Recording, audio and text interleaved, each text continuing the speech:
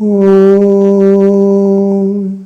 Jananim Sharadam Devi Ramakrishnam Jagadgurum Padapadme Tayo Shritva Pranamami Murmuhu.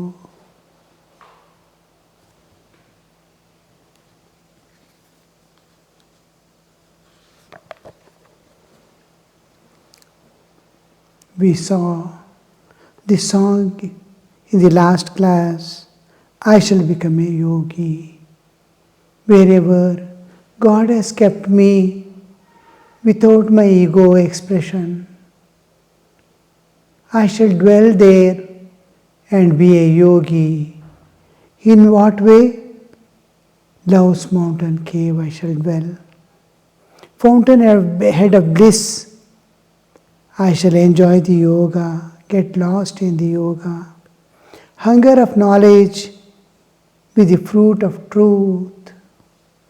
That is a direct experience of the Spirit. And flower of dispassion, I shall worship God. And burning thirst of my heart, I shall draw the water of peace from the jar of my soul. And then the nectar, drinking the glorious nectar of the blessed lotus feet, I shall both love, that is, direct experiencing God personally. Shabda, Sparsha, Rupa, Rasa, Gandha, all are experienced. All senses, what they can perceive the world, is perceiving the divine. Shall love, dance, weep and sing, Hashe Kande Nache Gai, on the heights of joy. See, this one is the most important thing Sri Ramakrishna is presenting for the modern time, how to live in this world. Of dualities, attend to all the duties of life and transcend the nature also. The earlier system was run away from the world and try to realize God. The running away from the world is not possible in the modern times. One, because world needs me and I need the world. So the whole pattern is changed. As the time changes, we have to change.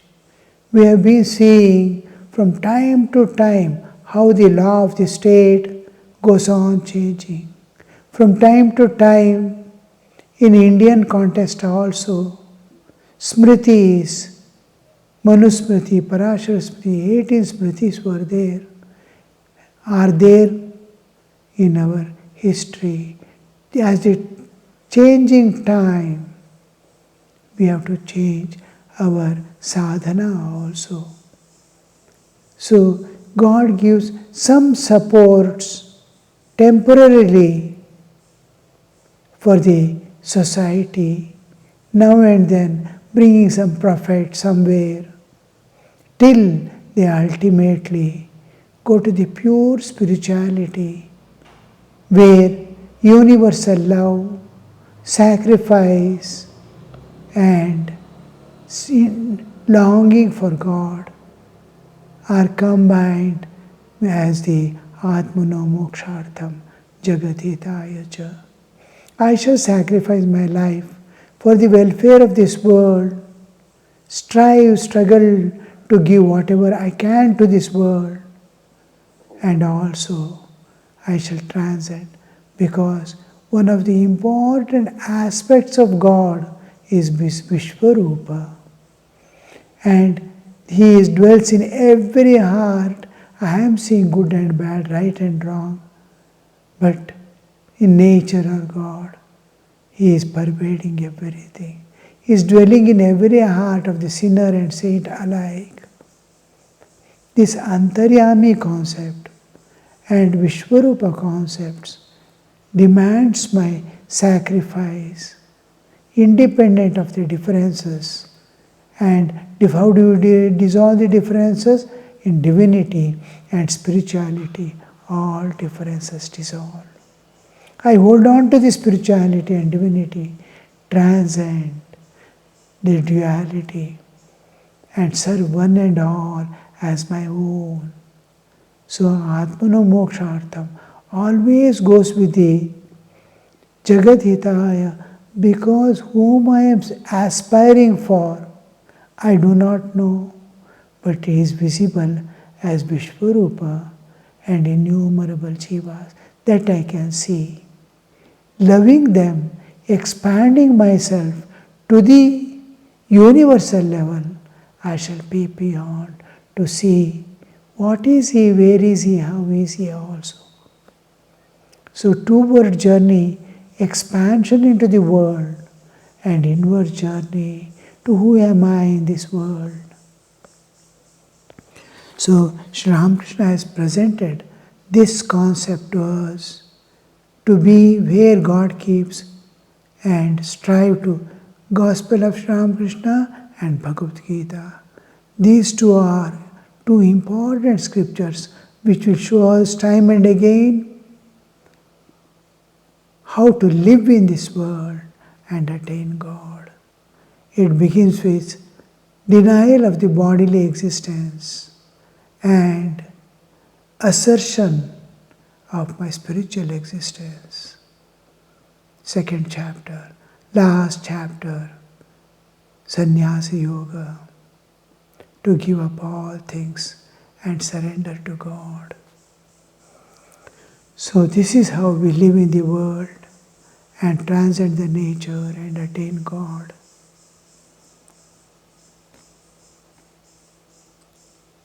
Master, what a nice song! Fountainhead of bliss, fruit of truth, laugh, dance and weep and sing. Your song tastes very sweet to me. Why should you worry? See, what we constantly contemplate upon, we associate and we select such songs which are suitable to our nature. You can see all Western music, Western way is to excite the senses and make it indulge in the world, intensify the bodily identity. In Indian context, when we see, it is to silence the senses, suppress the bodily identity, awaken the spirit within. And this demands renunciation, dispassion. Now, to cultivate dispassion, all songs, सब नश्वर है मत मान करो श्री राम भजो दुख में सुख में. All these songs that give us constant inspiration to seek God and just attend to the duties of life as a worship unto God. Again and again, for a long time, these will लाल रतन क्यों छोड़ दिया, नाम जपन क्यों छोड़ दिया, नाम जपन क्यों छोड़ दिया तुम, नाम जपन क्यों छोड़ दिया, झूठ न छोड़ा, क्रोध न छोड़ा, सत्य वचन क्यों छोड़ दिया तुम, नाम जपन क्यों छोड़ दिया. झूठे जग में दिल ललचा कर असल वचन क्यों छोड़ दिया, कौड़ी को तो खूब संभाला, लाल रतन क्यों छोड़ दिया, नाम जपन क्यों छोड़ दिया. All this early life of sadhana, all this will be tasting. Oh, these things will give tremendous impetus to maintain, sustain the spiritual longing. In spite of all things, our vasanas may be very strong, drawing or pushing us or driving us towards the world. But these forces slowly gain the momentum to overtake them and defeat them. They are the demons that dwell within us. They have to be conquered. Rather, they have to be transcended. So these things give us some grip on the transcendental to pull ourselves beyond these dualities of life. So here Sri Ramakrishna is, oh, you have got, your song is so nice. Why should you worry when longing dwells in the heart, when aspiration is going on?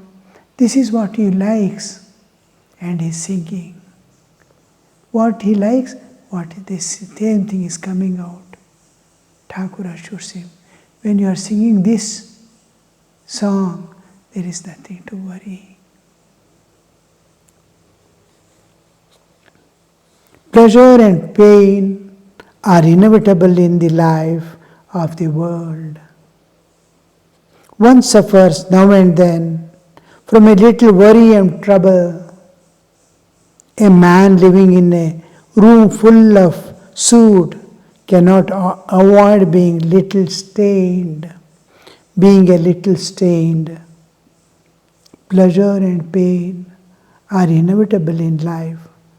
When a human birth is taken, it must be very sure to us the credit balance and debit balance are equal in us.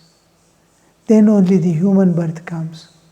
More or less the papa and punya, the merit and the sin are equal, and these will not bind us eternally. I have to transcend, I have to work out, I have to do this, whatever negative forces I have acquired, I have to leave them. I have to get separated from them. Whatever actions I have done wrongly, which is going to bring me some suffering, I have to accept and pass through till I totally get released from the identity of the body. Sukha comes. Similarly, as dukkha comes, sukha, I have done so many great things, so many people have given joy and happiness, so many people have fed, and lives after lives, how many things we might have done. And all that fruit of joy, peace, that also I have to experience. Both come equally, sukha and dukkha. Then, apart from that, there is bodily transformations that are going on. Janma, mrityu, jara, dukkham. In that dosha darshanam, you have to constantly see janma, mrityu, jara, vyadhi. Old age is going to come. It is independent of your karmas. In one way we can say, because of the karma, my bodily existence is going to the extreme level of old age. But the truth stands. Everyone who has taken the birth and living, that part extends. Old age is inevitable, and this is the tax that we pay for having owned that body. And before that old age comes, you are supposed to finish off the identity with body and live in that stuff separately, like you are living in a house or wearing a cloth. I am not cloth, I am not this building, I am very sure, there is no doubt. So much dissociation from the body. Body is rotting, doesn't matter. Body is decrepit, doesn't matter. It is not able to stand. Full of pain, doesn't matter. I am separate from that. I am not body. So this realization whole life is given till the old age comes. Similarly, youthful days also are given, climbing up, fine days of life, where joy predominates, pains are very little, unlike old age. You will not have any pain of the body, this, that and all. Self-created mental tensions will be there. It is because of our own mental states. Otherwise, it's a phase of joy and not freedom. Joy, and just like old age is a period where sufferings and inability, infirmity possesses. These are the tax and then that you have to pay, and the dividends or interest that you get for having taken a body. Apart from this, sukha dukkha will be there, pain and pleasure, according to my karmic load, which is inevitable.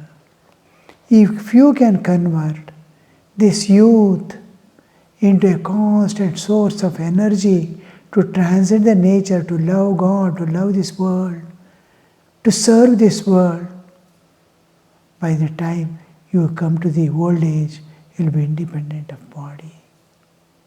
Body is suffering, I am in joy. Total dissociation from the body.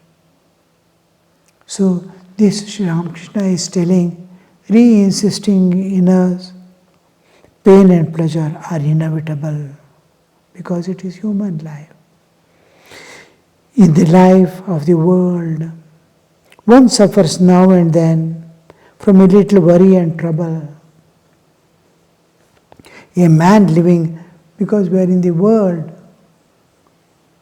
knowingly or unknowingly, we will be doing some acts which stain us. Every act doesn't stain. For example, duties never become karma. A justice giving it a death sentence will not acquire karma. It is his duty. A mother chastening the child for not studying or not doing work what is expected to do, or not living a life what is expected to do, will not bring karma. There is no fruit.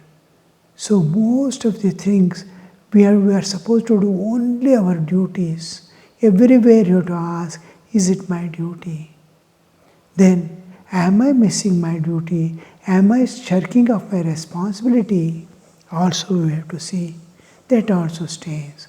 If it is a duty, my duty, I am in a monastery. I have my duties to do whatever my elder says. I obey and do. And then second thing is, ashrama is mine. It is God's. What all I do in this ashrama, It's a worship unto God I have to constantly offer. That's also my duty, to see that all inmates are happy, joyful. They are all my co-brothers like, together we live, comrades like, together we work. All these features, that is my duty, to follow all the disciplines of the ashrama that is going to continue from generations to generations, is my duty. All these duties, none of these duties will bring me any karma. But if I don't do, it becomes a karma.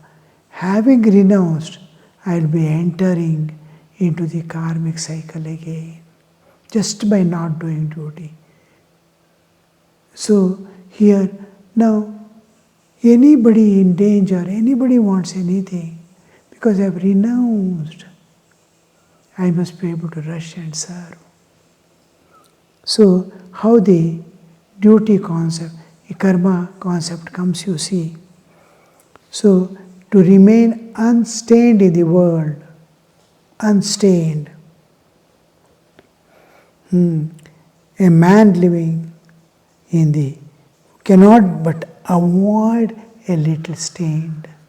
In and through all these things, we now and then miss a little. One day I may not go for yoga.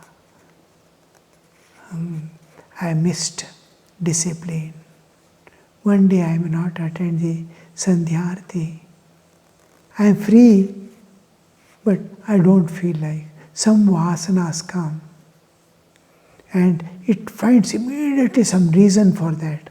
It is not a genuine reason. My mind makes up a reason that I avoid it.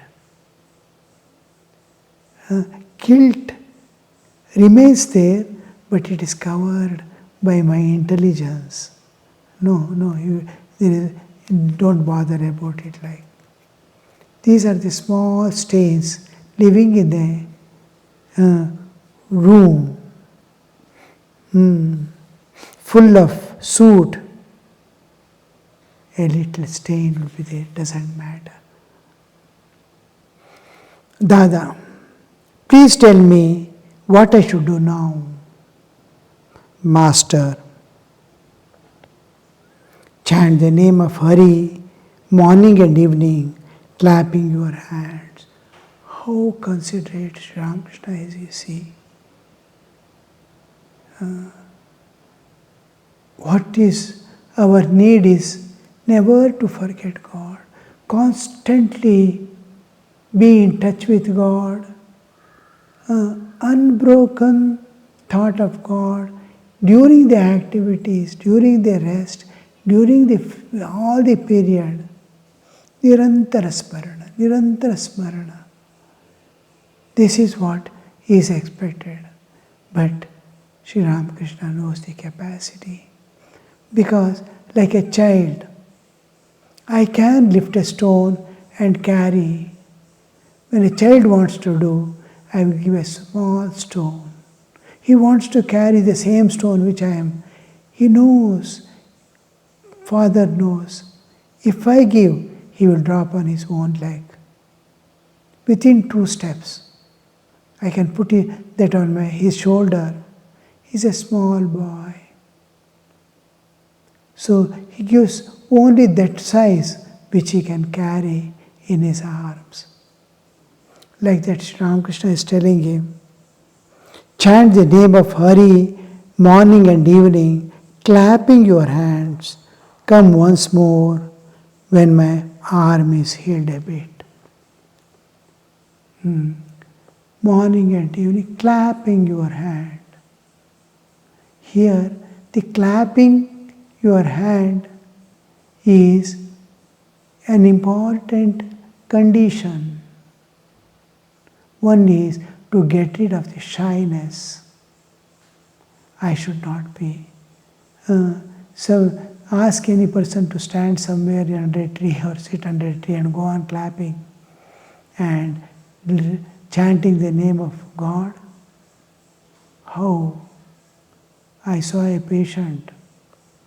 Mother is insisting to reread the scriptures, Bhagavad Gita or anything, chant certain shlokas and do japa. He is hiding and doing. He doesn't want to tell a little loud. Nobody is there. It's a isolated room. Still he doesn't want to. Nurses are moving about outside. They may see, they may hear. Sees the japamala in the hand. He hides the japamala and does. He doesn't want others to. Not out of humility, but out of shyness. This lajja, in respect to divine and the path, has to be given up. Lajja with respect to society, in doing bad things, must be there. Lajja, grina, bhay, fear. Fear with respect to, will I be harming anybody? Will I be hurting God through my actions? This fear. Not fearlessness means I can kill someone. I am not afraid. No. With respect to there, the fear takes a different turn. Here, the fear takes a different turn. So Sri Ramakrishna is telling, chant the name of God and clapping the hand. The clapping the hand, what happens? It sets a rhythm. Clapping the hand in repetition. When the system is taken, it takes a circular path of repetitive chanting, and mind gets concentrated. Hands are the first important thing. Eye and hands move wherever sound comes, and it is directed towards the consciousness. A sound comes, we immediately eyes turn because the consciousness is attending. So he is becoming conscious of a sound. So when clapping the hand, his consciousness is focused there. Mind may be running about, but his consciousness is touching that. Mind may be thinking this and that, but clapping the hand, taking the name of God. Vak, there are two in bodily existence. Vak, speech, intellect and mind, and heart. Heart attends where these three join. Bodily, mental, vak, where they join, heart also joins. So when heart joins, what more do you want ultimately? You are conscious and heart is joining. Slowly you get concentrated and it becomes so tasty that it is called finding taste in the name of God. Om Shanti Shanti Shanti Hari Om Tat Sat Shri Ramakrishna Arpanamastu.